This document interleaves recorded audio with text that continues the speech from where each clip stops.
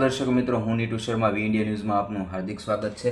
આજે આપણે એ મુદ્દા વિશે ઉપર વાત કરવા જઈ રહ્યા છીએ કે જે આજે જંતર મંતર દિલ્હી ખાતે જે આજે આંદોલન કરવામાં આવી રહ્યું છે, જે કોંગ્રેસ જનતા પાર્ટી દ્વારા ખૂબ મોટું પ્રદર્શન કરવામાં આવ્યું છે, જે ક્યાંક ને ક્યાંક વિદ્યાર્થીઓ માટે ખૂબ જ સારો એવો પ્રશ્ન લઈને આવ્યા છે અને વિદ્યાર્થીઓને ન્યાય અપાવવા માટે એ હર હંમેશા આગે રહી અને આગળ કાર્યવાહી કરવા માંગે છે। જે લાગતા વળગતા અધિકારીઓ છે, જે તંત્ર છે, તેના વિરોધમાં આ આખું જે આયોજન છે, જે ભૂખ હડતાલ છે, તે તમામ વસ્તુ કરવામાં આવી છે। પણ ક્યાંક ને ક્યાંક એવું લાગી રહ્યું છે કે જે ભારતીય જનતા પાર્ટી છે અથવા તો સરકારી વિભાગ છે, આ વસ્તુને ક્યાંક ને ક્યાંક નોટિસ કરવામાં નથી આવી રહ્યું। જે હજારો લાખો વિદ્યાર્થીઓ આજે રોડ ઉપર આવી રહ્યા છે, તો તંત્ર દ્વારા એમાં કોઈ પણ જાતની કાર્યવાહી કરવામાં નથી આવી। માત્ર ને માત્ર એવું લાગી રહ્યું છે કે વિદ્યાર્થીઓ છે એને મારવા અથવા તો એની ઉપર લાઠીચાર્જ કરવા માટે જ પોલીસને રાખવામાં આવી છે અને કોઈ પણ જાતની એમાં કોઈ વાતચીત થતી અમને દેખાણી નથી અને લાગી રહ્યું છે કે આગળ પણ થશે નહીં।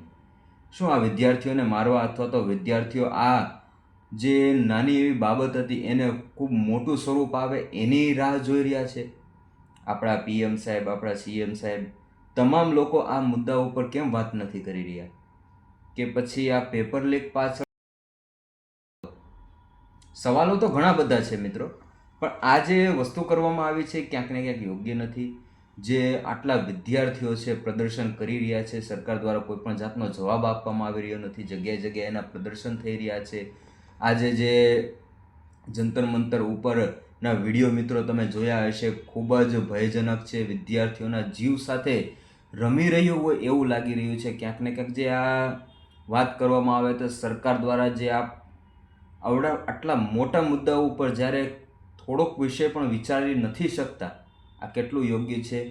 તમામ લોકો મારી સાથે છે, તમામ વિદ્યાર્થીઓ જે આ પ્રશ્નો માટે પોતાને લડત લડી રહ્યા છે અને જે આજે ઘરે બેઠા છે, જે નથી જઈ શક્યા, એ આજે ક્યાંક ને ક્યાંક સોશિયલ મીડિયા મારફતે પણ આ લડત ચાલુ રાખી છે। તો એ તમામને સહભાગી થઈને આજે વી ઇન્ડિયા ન્યૂઝ પણ એમના સમર્થનમાં ઊભું છે અને એમના તમામ પ્રશ્નોને વાચા આપવા માટે અમે પણ ઘણી મહેનત કરી રહ્યા છીએ અને કરીશું। કેમ કે વિદ્યાર્થી માત્ર એ નથી, આપણે પણ હતા, આગળ પણ રહીશું અને આવનારી પેઢી પણ રહેશે।